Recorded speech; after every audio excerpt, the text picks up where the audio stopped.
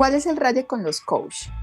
Mi experiencia con el coaching fue aproximadamente hace 8 años. Tuve la oportunidad de hacer un curso donde aprendí pues mucha información que no sabía, información que me pareció interesante, muy interesante en su momento.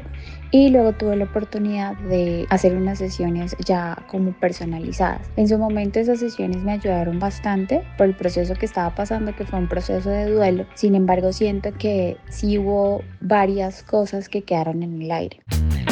Todos tenemos un raye. Tenemos un raye. Y de una manera u otra vivimos rayados. Este es El raye. Este es el Raye Podcast. el Raye Podcast.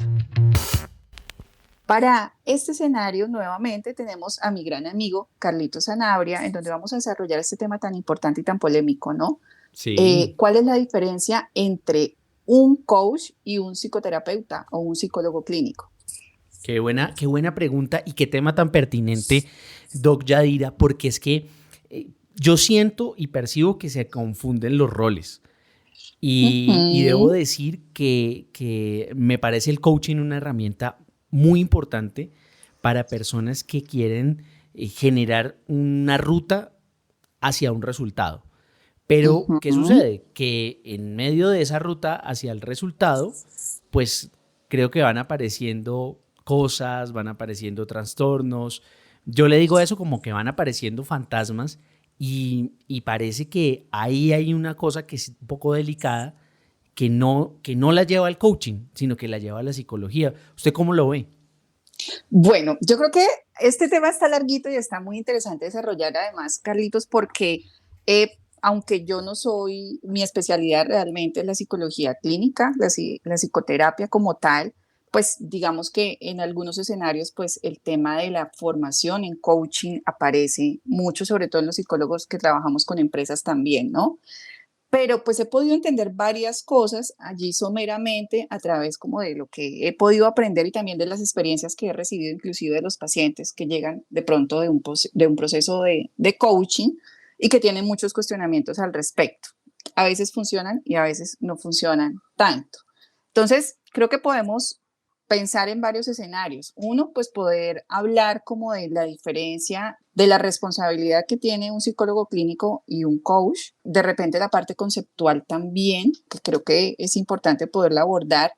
Y también de cómo funciona en los diferentes campos de acción o en las diferentes esferas de la existencia de un ser humano. ¿Qué te parece mi propuesta? Me parece muy adecuado porque también lo que observo es que las personas dicen, bueno, yo tengo una situación, tengo un problema, tengo algo, creo que voy a hacer algo. Entonces, en ese abanico de ofertas que hay hoy, en ese abanico de conversaciones, en ese abanico de posibilidades que se le ofrecen a las personas para poder abordar la cotidianidad de su salud mental, aparece el coaching. Yo lo que percibo, incluso yo también, cuando hace unos años hice un proceso de coaching con una gran amiga, que ahora es una amiga, en ese momento era mi coach, pero luego por cuestiones de la vida y de nuestras carreras terminamos trabajando y nos convertimos en buenos amigos. Encontré que yo pensé que yo estaba en una terapia psicológica y que esa señora me iba a resolver mis problemas, pero no fue así. Ella como que, no, de pronto usted lo que necesita es un psicólogo, vaya y busque, y la gente dice por los laditos, ay no, pero de pronto no es para tanto. Y sí es importante tener esa diferencia clara. ¿Y qué es el coaching y qué es la psicología clínica y cómo desde cada uno de esos ámbitos, uno más una disciplina, el coaching, y el otro algo mucho más profesional y con mucho más método científico, cómo se abordan las situaciones que todos enfrentamos? Fíjate que ayer inclusive estaba leyendo un argumento que me parecía bastante respetable y es la percepción social de un psicólogo clínico, ¿no? Como de repente estamos muy vinculados con la ciencia, con una formación validada, con una responsabilidad legal, se asemeja mucho tal vez como al entorno médico y inclusive pues a la psiquiatría, que es también una ciencia pues totalmente diferente, aunque en algunos casos algunos psiquiatras también tienen formación en psicoterapia. Entonces, de pronto como que ese sesgo hace que las personas se alejen de la posibilidad de tomar consulta, pero ojo, hay hay un punto importantísimo que tú tocas en tu intervención anterior y es que cada vez estamos más cerca del abordaje de la salud mental. Las emociones, la individualidad, la forma como vivimos los diferentes procesos ya no es un tabú. Y si lo pensamos inclusive desde las nuevas generaciones, los adolescentes, por ejemplo, van a terapia voluntariamente, ya no porque los papás los lleven, y más como en esta era de la pospandemia que está siendo tan importante. Entonces eso nos abre un camino importantísimo, pero también se cruza como con la ausencia de información puntual en torno a las responsabilidades legales, y muchas personas piensan que un coach es lo mismo que un psicólogo, que tú vas donde un psicólogo a que te encamine, a que te motive, a que te diga qué hacer para no sentirte mal y no a reconocer tu individualidad, o inclusive cuando hay situaciones de pronto más puntuales como una depresión, como un cuadro de ansiedad, que es donde realmente se asume pues una peligrosidad que no puede de repente un coach poder asumir.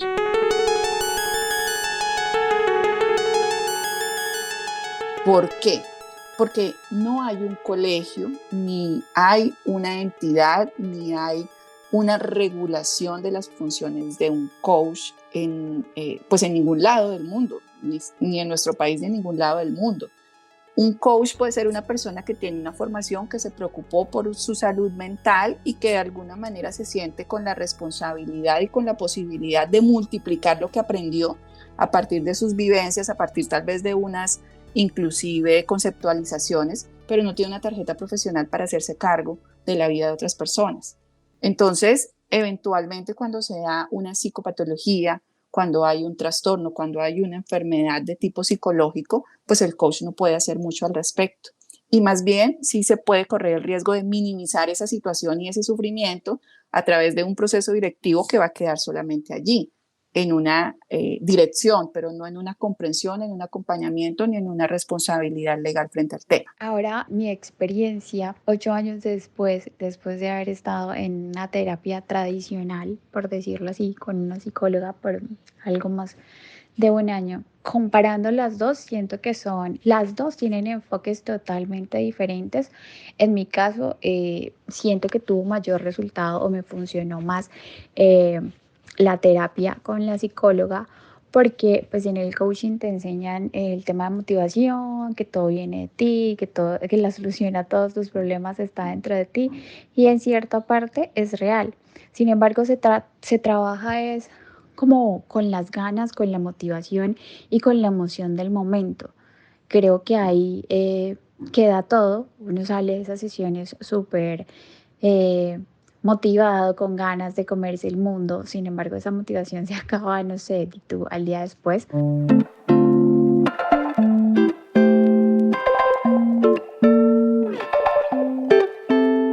Versus el proceso de terapia normal, creo que es un proceso mucho más consciente, donde se puede interiorizar más, es un poco más racional, lo que para mí dio mejor resultado. Este es El Raye. Este es el Raye Podcast. el Raye Podcast. Importante esa aclaración, aunque sí es importante también decir que para ser coach la gente estudia, la gente hace unas formaciones, se mete varios años a hacer lecturas, a participar en seminarios, hacen unas horas de coaching con personas, con coaches como se llaman, y a través de esa experiencia logran una certificación. Hay entes internacionales que dan esa certificación y eso es un aval que tienen estos profesionales, que puede ser una profesional no solamente relacionado con el tema de la salud mental. Hay psicólogos que son coach y creo que esa quizás puede ser, Doc Yadira, la mejor fórmula posible, porque puede detectar fácilmente dónde están esas cosas que sí requieren de la psicoterapia, que sí requieren de otros abordajes. Pero así como hay psicólogos que son coach, también hay, en el caso mío, comunicadores sociales, hay gente de diferentes ámbitos de las empresas, gente que ha dedicado su vida a la gerencia, a la administración, y precisamente el término coach, el término coaching viene de esa función que en los equipos deportivos tiene el entrenador. Básicamente lo que es un proceso de coaching es un entrenamiento donde en un primer momento este coach te dice, bueno, ¿qué quieres lograr? Sí, exactamente. ¿En qué áreas de tu vida necesitas resultados? No, yo necesito resultados en mi área profesional. Ok. Y comienzan a trabajar, a hacer unas conversaciones muy valiosas, pero en medio de esas conversaciones es que aparecen los fantasmas. Y muchas veces porque el coach no sabe cómo es el exorcismo, permítanme esa analogía, cómo es el exorcismo para sacar ese fantasma. Bueno, pero fíjate que aquí tocas un punto muy importante y pues te voy a hacer una pregunta también al respecto. ¿Qué hace un coach cuando te llega una persona con riesgo suicida? No puede hacer nada. Y de hecho... Remitirle a un psicólogo, Carlitos, movilizar los dispositivos legales para poder amortiguar este riesgo suicida y obviamente evitar que la persona se ataque a sí misma o inclusive, en dado caso de una psicopatía, que ataque a los demás. ¿Qué es lo peligroso?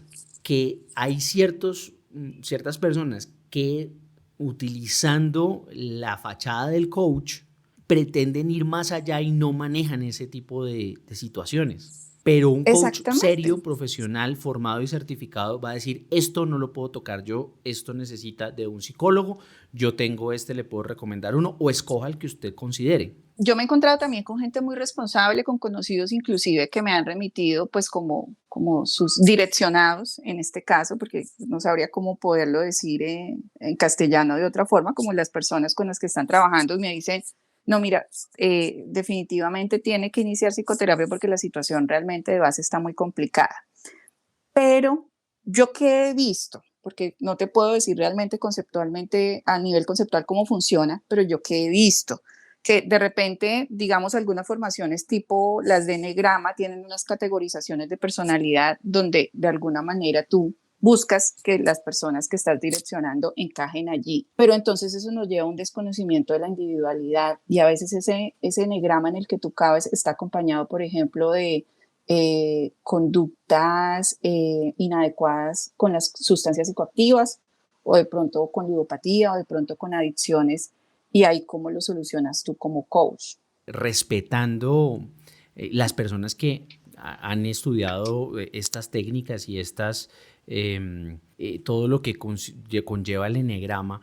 El enneagrama es simplemente una lectura, es una fotografía, pero las personas que lo aplican no tienen cómo ir más allá. Exactamente. Entonces y pasa una cosa, como seres humanos, nosotros miramos la parte de la fotografía que nos gusta. Vamos a decir, ay, es que yo soy 9 y el 9 es bonito. Entonces me quedo en lo bonito, pero el 9 también tiene cositas feas. Y las cositas feas, ay, no, eso las voy tapando y las voy tapando, sí, pero entonces pregunta uno, ¿para qué sirve una fotografía o para qué sirve un mapa si uno no puede entrar a hacer un recorrido y de verdad encontrar las respuestas y las soluciones que cada quien necesita, que yo necesito?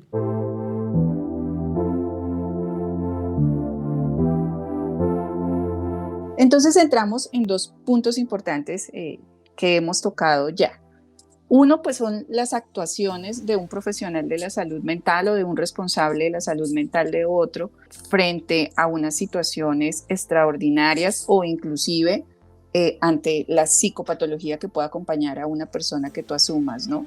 ¿Qué hay que hacer? ¿A dónde hay que remitir? ¿Cómo debemos actuar? Porque eventualmente si alguien hace una mala intervención, al menos desde la psicología y la psiquiatría, pues pueden haber sanciones, ¿sí?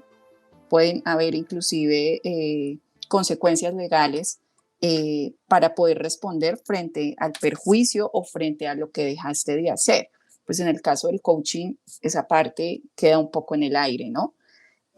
Y también el reconocimiento de la individualidad. Cuando tú vas a psicoterapia, el psicólogo tiene la obligación de reconocer tu situación, más allá de identificar qué es o en dónde encajas o hacia dónde hay que ir o normalizar de pronto tu dolencia, tu sufrimiento, que es principalmente lo que hace que tú decidas buscar ayuda o apoyo en salud mental.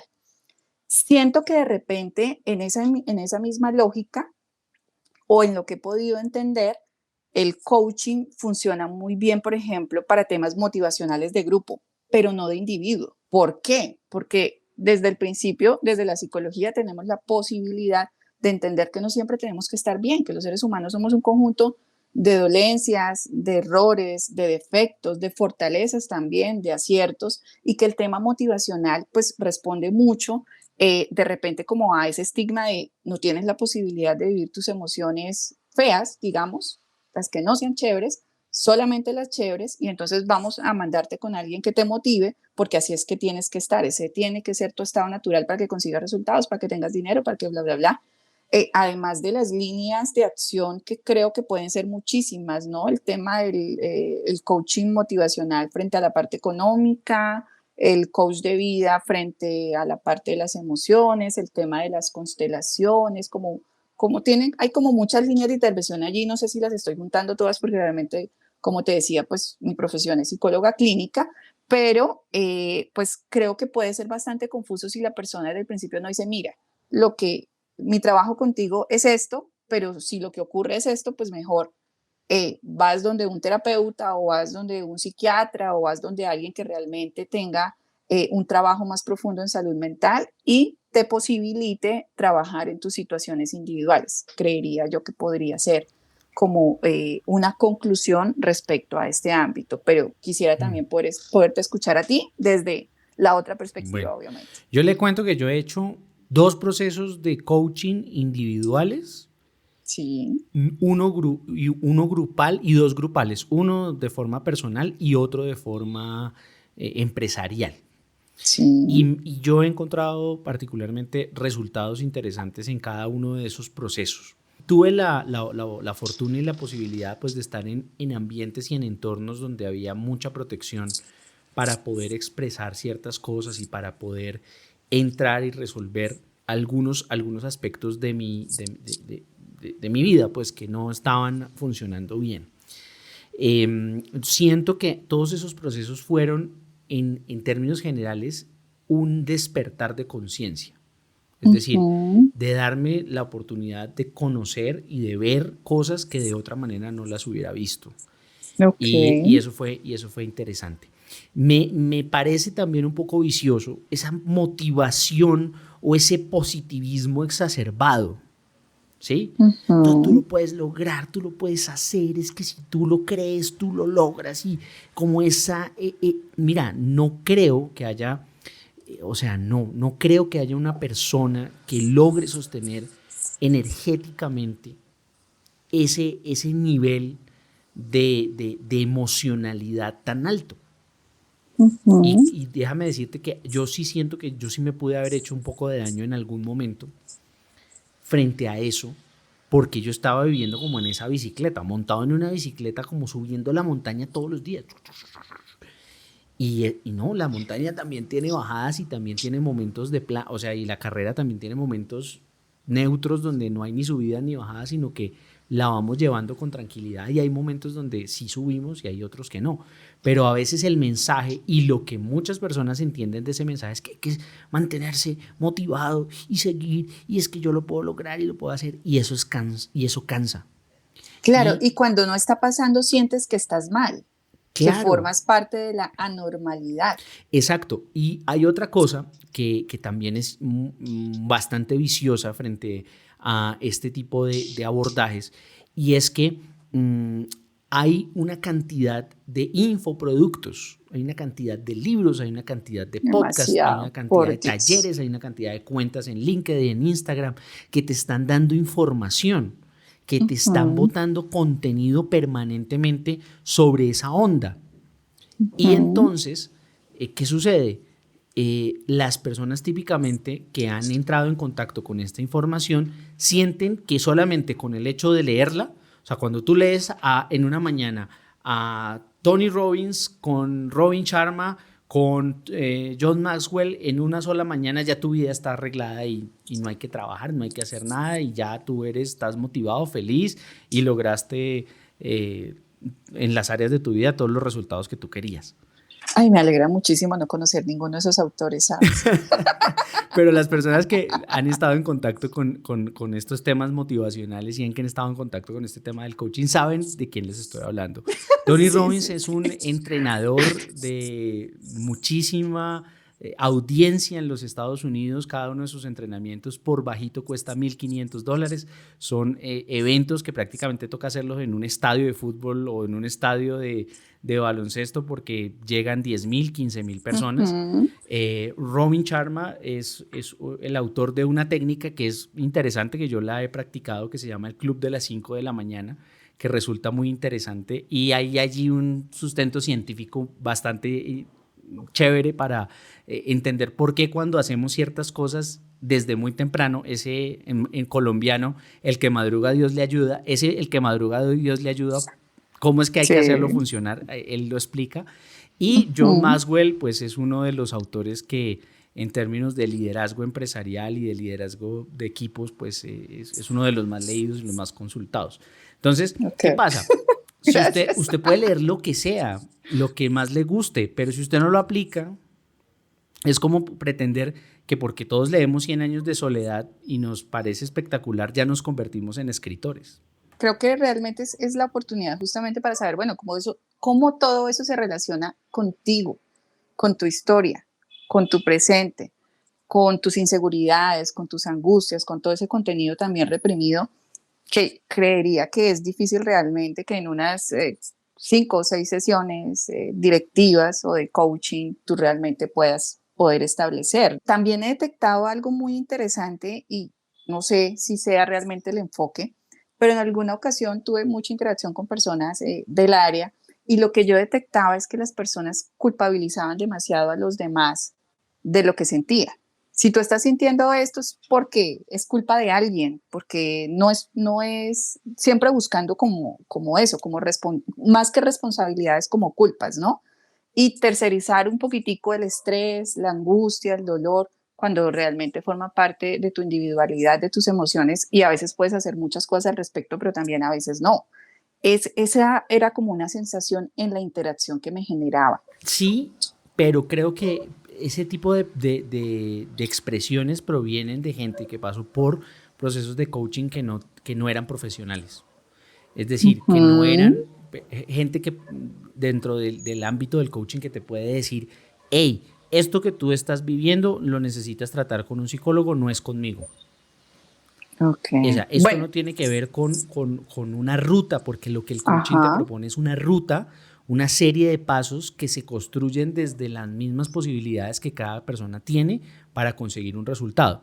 Entonces, por ponerte un ejemplo, tú pagas un proceso de coaching con un coach que tiene X número de horas de vuelo, vamos a ponerlo en esos términos, que tiene experiencia, que es una persona que consideras que es seria, que es confiable. Y entonces el resultado que tú quieres obtener es, quiero comprar un carro. Ok, listo. ¿Cuál es el primer paso? Te va a preguntar ese coach. No, el primer paso es generar los ingresos para comprar el carro. Listo. ¿Qué necesitas para generar los ingresos para comprar el carro? No, necesito trabajar tantas horas, necesito ahorrar tal. Listo. Entonces el coach te va orientando y te va dando herramientas materiales, te va dando planillas, por decir así, te va dando lecturas, te va generando una motivación para que tú consigas el resultado. Pero si resulta que en medio de todo ese proceso aparece el fantasma, el coach no lo puede tocar. Pero ¿cuál es el problema? Cuando el coach lo toca. Entonces la gente sale más rayada. Y le toca buscarla a usted, Doc Yadira, y contarle su historia para que puedan encontrar una respuesta. Así un poquito como lo que nos planteó nuestra escucha, ¿no?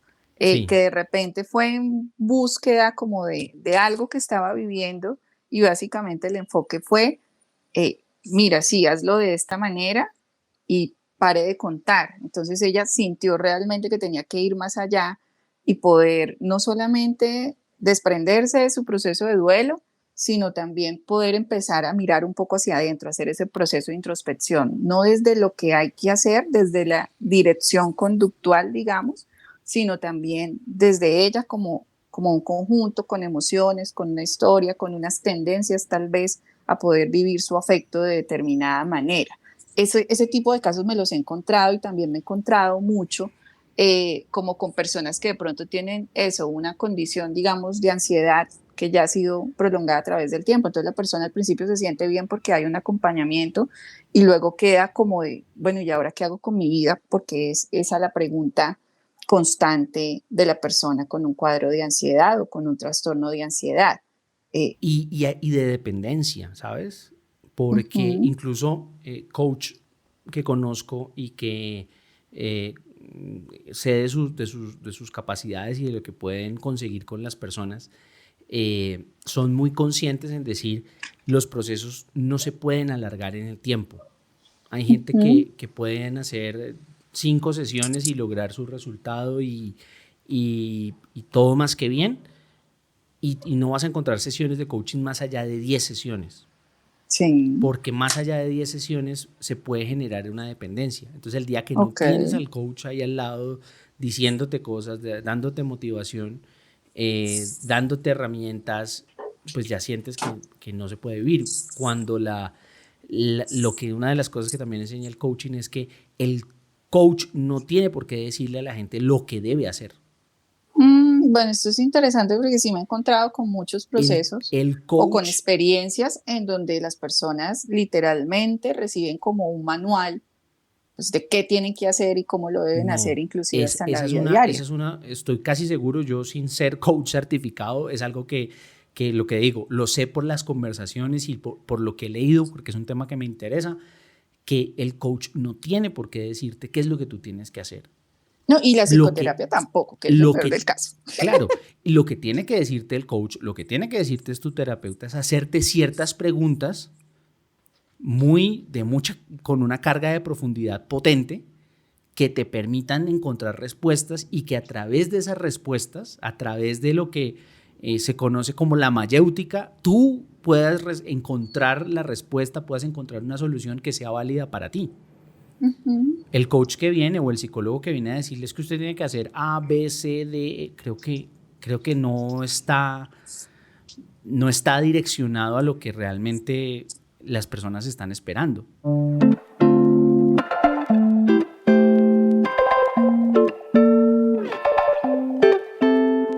Pues es posible que muchas de las personas que nos acompañan en este episodio también digan como, bueno, pero yo conocí un psicólogo que dice tal cosa, identificar pensamientos y volverlos conducta y no sé qué.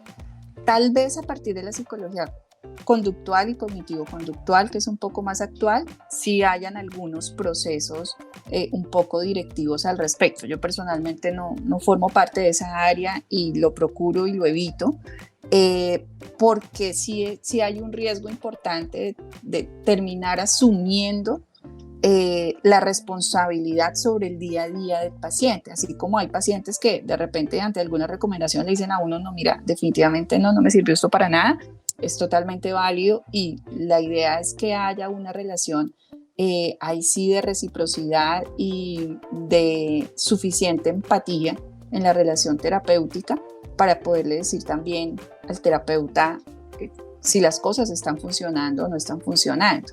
Pero la idea es que se dé un proceso de introspección con el facilitador, que es el terapeuta, y también de acompañamiento. Ahora, hay procesos particulares y condiciones particulares que sí requieren ese acompañamiento permanente y no con un límite de sesiones. Pero eso justamente lo sabemos es cuando llega el motivo de consulta y cuando realizamos ese encuadre. Encuadre es como todo este proceso de marcar la psicoterapia, de poner unos casi que términos y condiciones, de dar a conocer la formación, el tipo de enfoque, etcétera, etcétera, y de poder mostrarle al paciente cómo es que se va a llevar su psicoterapia, ¿sí? Cuando uno omite esa información, pues de pronto el paciente queda ahí como en el aire y tal vez siente que uno va a estar allí limitadamente para él, pero eso es importantísimo poderlo dejar claro. Lo mismo creería yo que en un proceso directivo como el coaching, en donde tú pues le haces un acompañamiento. Este es El Raye. el Raye Podcast. Bueno, yo creo que hemos hablado de muchas cosas, de muchos elementos, pero tratemos de concretar, Doc Yadira, ¿en qué momento uno debe acudir a la psicoterapia y en qué momento uno debe tocar la puerta del psicólogo? Yo creo que siempre hay que tocar la puerta del psicólogo. Por fortuna estamos mejorando, al menos en nuestro país, como colombianos, en la percepción de la salud mental. En algunos países, no sé, tipo Argentina, por ejemplo, que el psicoanálisis tradicional lleva a que cada persona sienta y quiera una psicoterapia como parte simplemente de su proceso de introspección y para poder, obviamente, recibir un acompañamiento en las decisiones de su vida y en los diferentes escenarios. En este caso, nosotros somos muy dados al síntoma, ¿no? Cuando sentimos que algo no lo estamos pudiendo manejar, no estamos pudiendo manejar la ansiedad, la tristeza, cuando los duelos están siendo largos, cuando de pronto se desestabilizan nuestras funciones básicas, como el alimento, como el sueño, como el nivel de angustia. Pero realmente cada persona debiera asistir a psicoterapia en su proceso de desarrollo y para poder facilitar la introspección. ¿Y en qué momento acudir al coaching? Porque ese entiendo, sí no te lo puedo responder. pero creo que tú me das más luces ahí. El coaching es una herramienta interesante cuando yo estoy buscando un resultado y quiero buscar la manera de conseguir ese resultado y mantenerme con cierta motivación, mantenerme en carrera de lo que estoy buscando. Por eso no es gratuito que dentro de las organizaciones, dentro de algunas empresas, algunos cuadros directivos, algunas gerentes tengan dentro de su equipo a un coach, no solamente para su desempeño personal y particular en lo que están haciendo en su trabajo y en su profesión, sino también para los equipos. Cuando existe ese direccionamiento, cuando existe esa técnica que le permite a las personas querer buscar un resultado, yo creo que ahí hay una oportunidad interesante para el coaching. Pero si dentro de ese proceso se encuentra que hay un fantasma, hay un trastorno, hay una cosita que no tiene que ver con el resultado, pero que está afectando el resultado, yo creo que ahí sí hay que buscar la ayuda de una terapia psicológica y de ponerse en manos de profesionales que tienen las competencias para realmente ayudar, para realmente dar a las personas lo que necesitan para salir de esa situación. ¿Dónde la encuentran en redes sociales, Doc Yadira? En Instagram me encuentran como Yadira Mateus _psicóloga. En Facebook Yadira Mateus psicóloga. También inclusive en mi WhatsApp 301-340-1851 y allí pues estaré súper atenta a poderlos orientar, a poderlos escuchar, claro que sí, a poder también resolver dudas relacionadas con la salud mental. Y lo que sí sabemos es que todos tenemos un raye. Ojalá aquí con estos minutos lo podamos ir puliendo de a poquitos. Gracias por escucharnos. Todos tenemos un raye. Muchas gracias, Carlitos, por tu compañía.